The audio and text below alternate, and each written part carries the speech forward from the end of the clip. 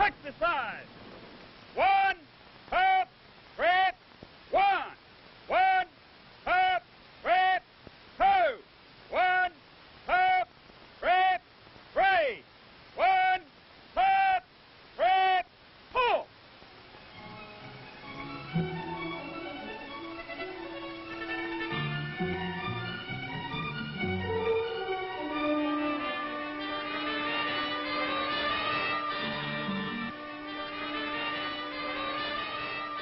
Crouch, run, pour.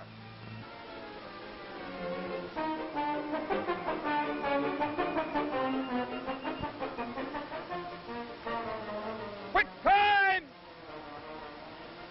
Pour.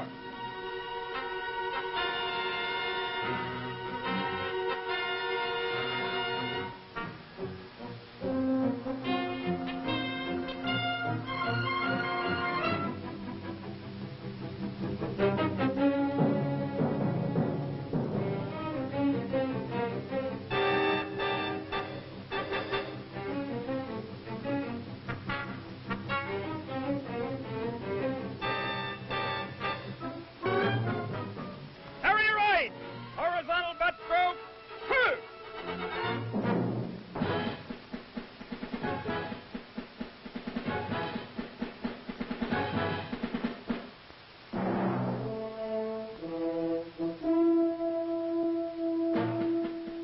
Once again now, and faster. Carry right. Horizontal butt stroke. Two.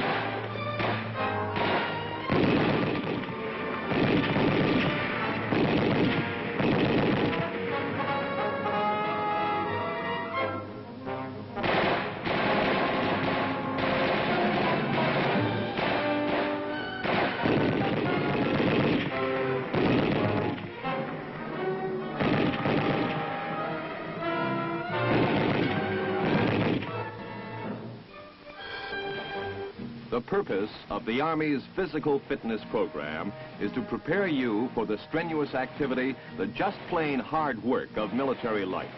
A soldier who's not in shape physically threatens the security of himself, his unit, and the nation he is defending.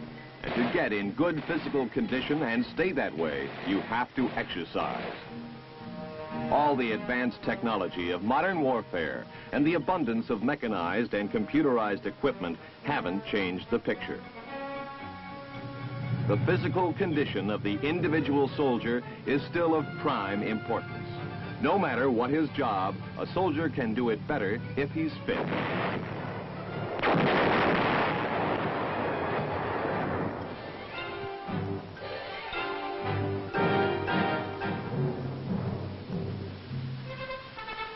When recruits arrive at the Basic Combat Training Center, most of them are not up to the physical requirements of soldiering. Requirements that must include the ability to go all out for long periods of time in case of crisis or emergency. and the ordinary work of the military routine, vigorous though it may be, still cannot bring the men up to the necessary level of conditioning. That's why they need the benefits of the physical fitness program.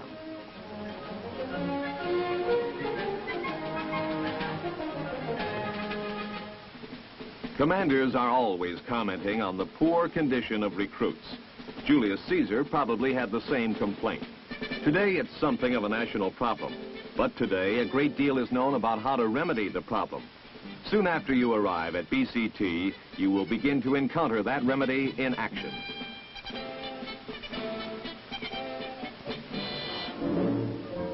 Under the expert and watchful care of your drill sergeant, you'll march. You'll run. And you'll exercise. Uncoordinated at first, you'll be gradually introduced to the initial stages of the physical fitness program. It's a program that is carefully planned, thoroughly organized, and expertly conducted, embodying the latest advances in the field of physical conditioning.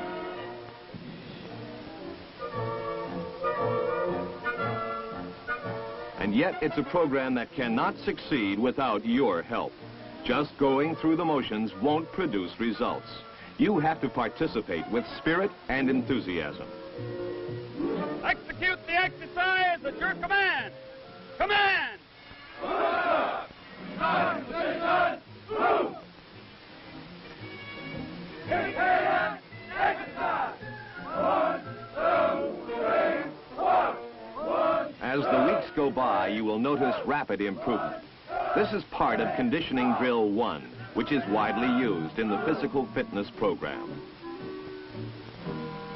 Front twister! You'll be taught to give your own commands to keep up your interest and help you develop a sense of participation and leadership.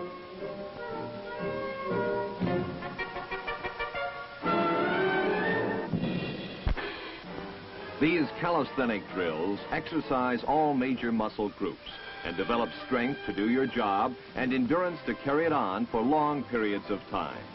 Remember, every component of physical fitness must be developed. Strength, endurance, coordination, and agility. A soldier cannot afford a weakness. Marching has many military virtues. It is a good conditioner, but by itself cannot produce fitness. It does more for the legs than the arms and shoulders, and does not sufficiently tax your heart and respiratory system. But as long as there's an army, you can bet there'll be marching. Double time! Four! Running is a highly important element of the conditioning program. Running is the best way known to build up your wind and respiratory endurance. And of all aspects of fitness, this is the most neglected in civilian life.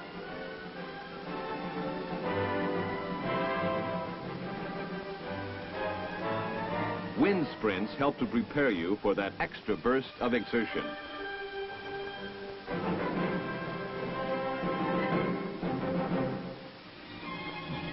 Exercise periods are preceded by warm-up preparation and followed by a cooling-off break in accordance with accepted medical prescriptions. Most of your conditioning activities will be packaged into a 15-minute unit or units. A period of vigorous, sustained effort is better than a long, leisurely workout.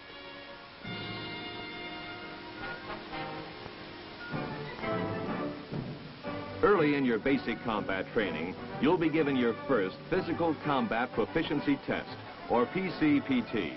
This is a way of rating your fitness and gives the Army a yardstick for measuring your improvement and the efficiency of the fitness program. Men in need of additional training are assisted at special training companies located at each training center. There are 5 test events, including the 40-yard low crawl. This event is done against the clock and gauges your coordination and strength in performing one of the physical military skills.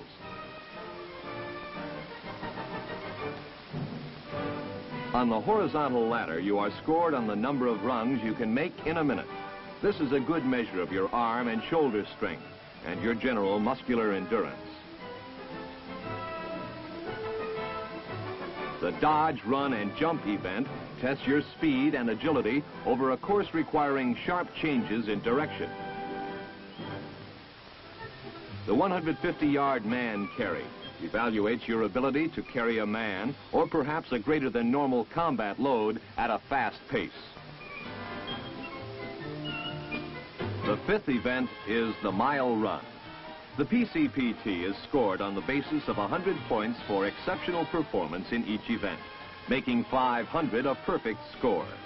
Minimum Army fitness standards require you to score a total of 300 points. To be judged combat ready, you must score at least 60 points in each event. You will probably also find out during the first days of BCT about the aches and pains associated with the toughening stage of conditioning. This toughening period of discomfort lasts usually only a week or two. Then you'll enter the gradual improvement stage of conditioning as the soreness disappears and your capabilities increase. At first, your improvement may be dramatically rapid as you find yourself accomplishing feats with ease that were beyond you not long ago. The obstacle course helps you to master the acts of running, jumping, vaulting, climbing, and other valuable physical skills, while at the same time providing you with a competitive challenge. You will usually be allowed to go at your own speed, matching yourself against the course and not the clock. Go! Run! In the tough and strenuous grass drill, the exercises are not done in cadence, but at the best speed of the individual. But don't try loafing. You may wonder sometimes, just when you achieve a certain level of performance, why the drills seem to get rougher and the rest shorter. That's the overload principle in operation. If you are to progress and benefit from the exercise, it must extend you beyond your previous limits. That's how you improve.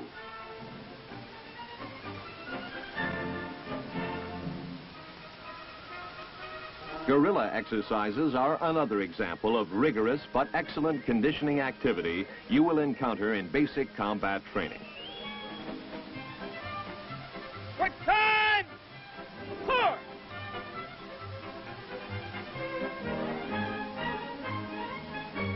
Saddleback carry! Four!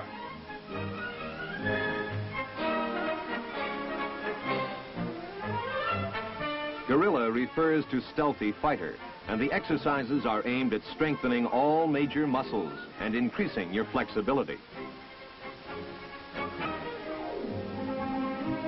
The movable strength circuit is a layout of exercise equipment which you use in rotation to improve your muscular prowess.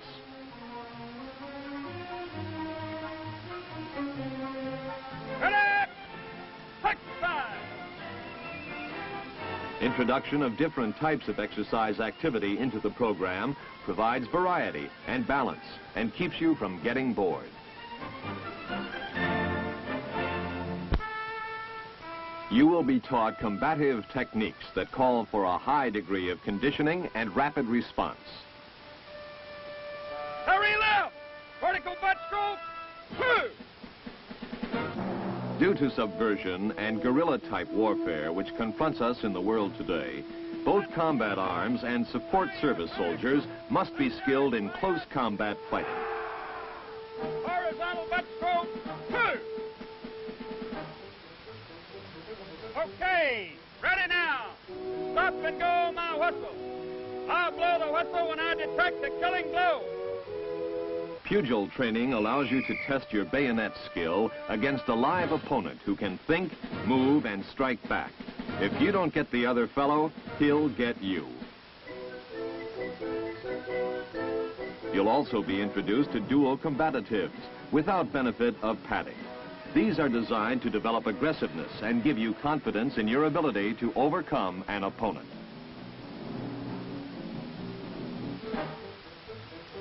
Basic hand-to-hand combat training teaches you how to deal with the enemy at close quarters. Okay, bring that foot back straight. Side kick, two. to become expert in these hand-to-hand combat skills takes a lot of practice. In basic combat training, you will be taught methods of bringing your man down quickly. One method is the head twist takedown.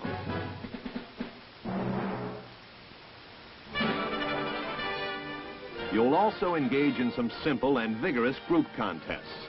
Throughout BCT, you'll get some sort of conditioning activity just about every day, regularity being an important principle of fitness training.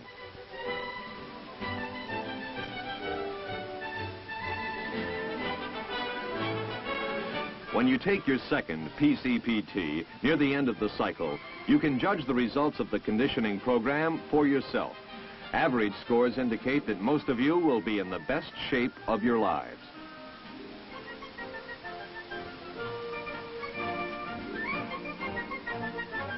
Every effort is made to help you learn and qualify. Some of you will have qualified during your second PCPT as a result of having received personal attention.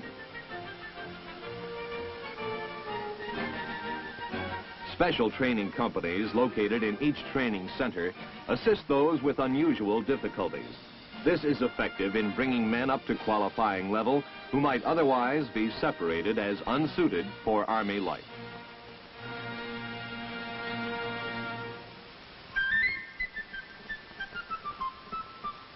When basic combat training is over, you should be well on your way to becoming a soldier, technically, mentally, and physically fit.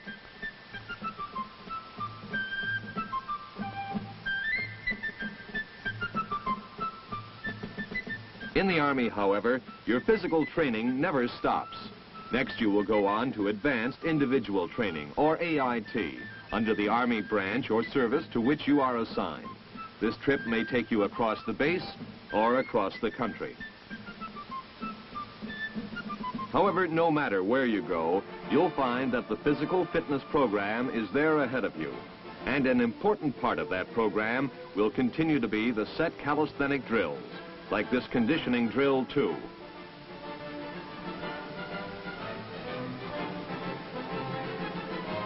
During advanced individual training, a lot of your time will be devoted to instructional periods as you acquire the technical skills associated with your MOS.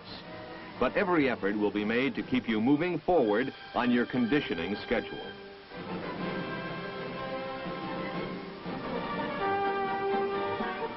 If you find yourself in infantry AIT, your fitness training will have especially high priority.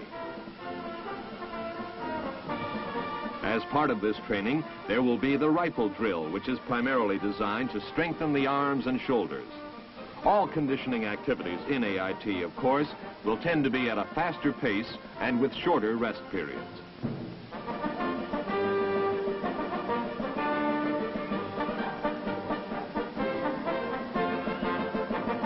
The log drill is another set exercise you will meet in your training.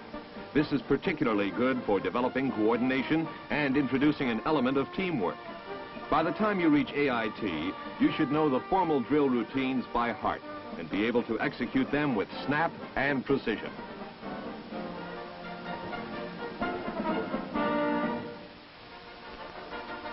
Whether you're an infantryman or not, you'll keep on marching, out to the firing range, bivouac area, or just to training areas.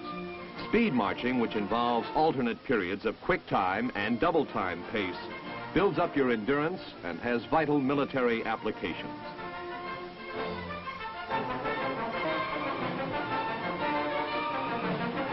In combat, tactical advantage has many times been gained by a unit that was able to move rapidly and show up unexpectedly in another part of the battle area.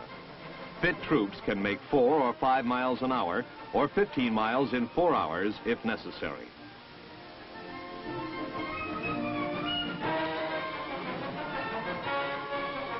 The rugged grass drills are also an effective part of the AIT physical training program. The routines of grass drill number 2, executed at rapid individual speed, are more difficult and complicated than drill 1. If you can maintain this activity for a full 5 minutes, you know that you're shaping up in good style. The very toughness of the drill challenges you to keep going. Another event that presents a clear challenge is the confidence course, an obstacle course with some high-flying thrills. With obstacles named Tough One, the Swinger, the Tarzan, and the Slide for Life, this is obviously not for the timid.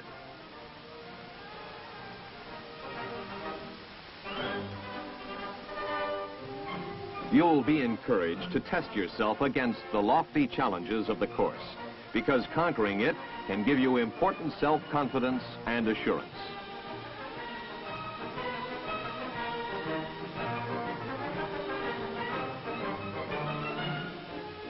On the bayonet assault course, you can perfect your bayonet techniques against a variety of targets while advancing in a simulated attack.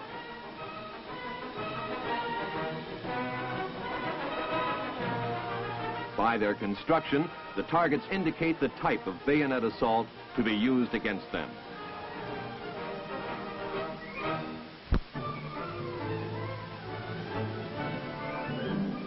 In AIT, you will receive advanced hand-to-hand combat training.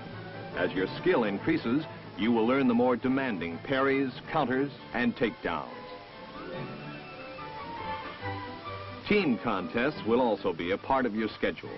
Soccer is a good game to play during the improvement stage of your fitness development. It is fast and energetic and does not require long preparation or a high degree of skill to enjoy.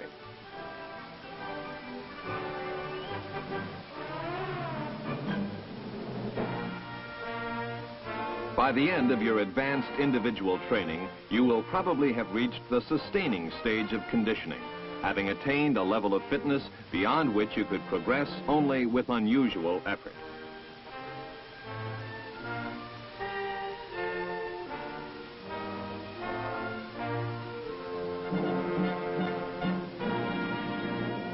You might not be able to go 15 rounds in the boxing ring, but you're in top shape and ready to handle even the most strenuous assignments which the Army is likely to give you in the line of duty.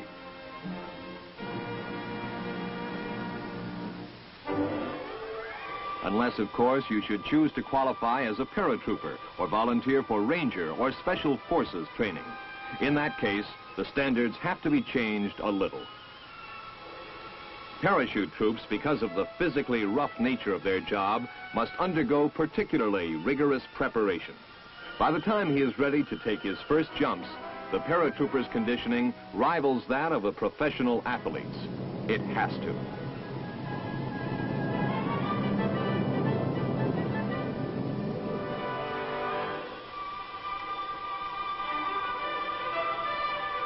If you volunteer as a Ranger, you will learn many new skills, and negotiation of the confidence course is one of the requirements.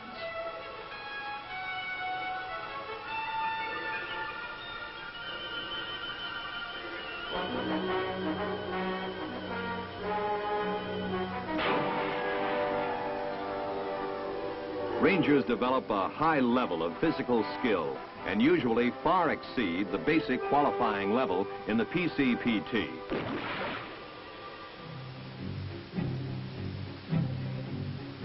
Special Forces troops similarly must be physically conditioned above and beyond the average soldier to carry out their arduous anti-guerrilla missions.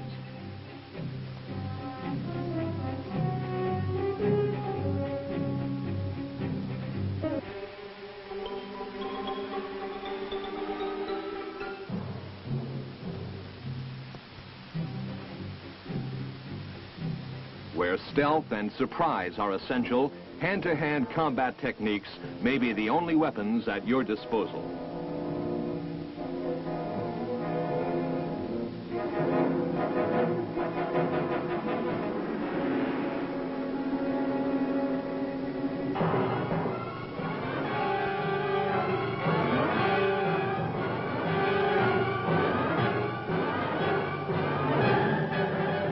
For special missions of this nature, only troops with exceptional skills are employed.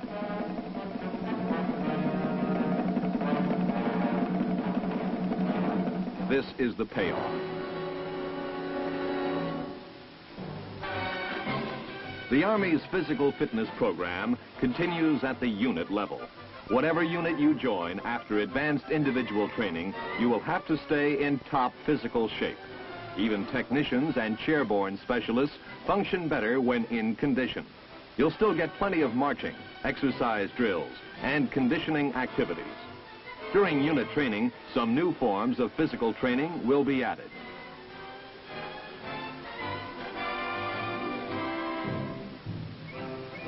For instance, team sports and intramural leagues emphasizing unit loyalties will be included. Other team activities requiring less skill are also staged so that all can participate.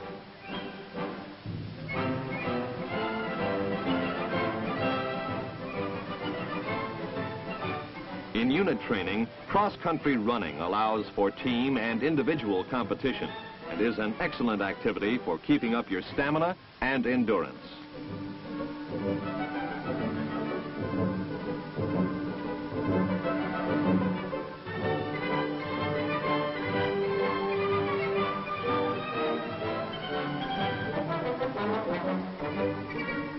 Regular workouts on the fixed strength circuit will help you sustain your muscular strength and endurance. You utilize the equipment at one station of the circuit for a prescribed period, and then move on to the next station until all are covered.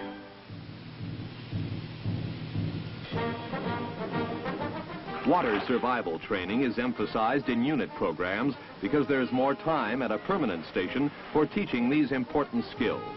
Qualifying tests include a blindfold jump from the diving board and equipment removal underwater.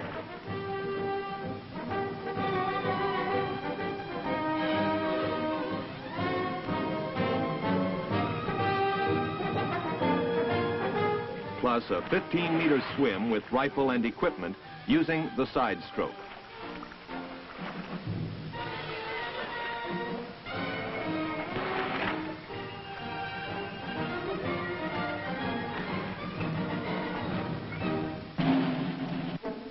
Hand-to-hand combat training gets continued attention in unit training.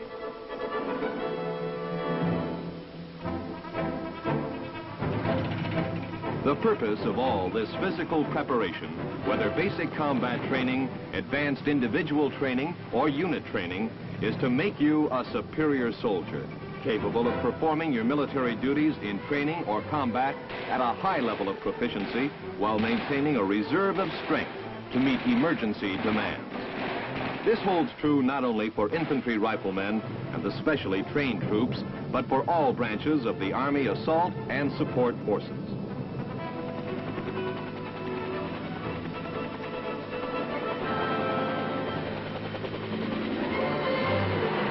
There is hard work to be done in every part of the battlefield.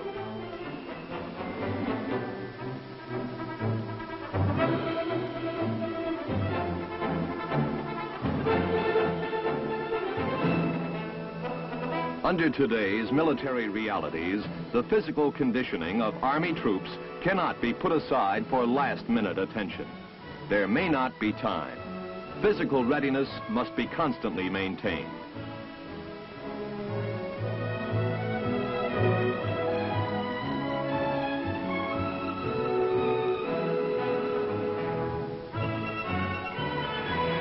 When forces can be airlifted to any part of the world within a single day, today's soldiers had better be physically prepared to meet the challenge before he gets there.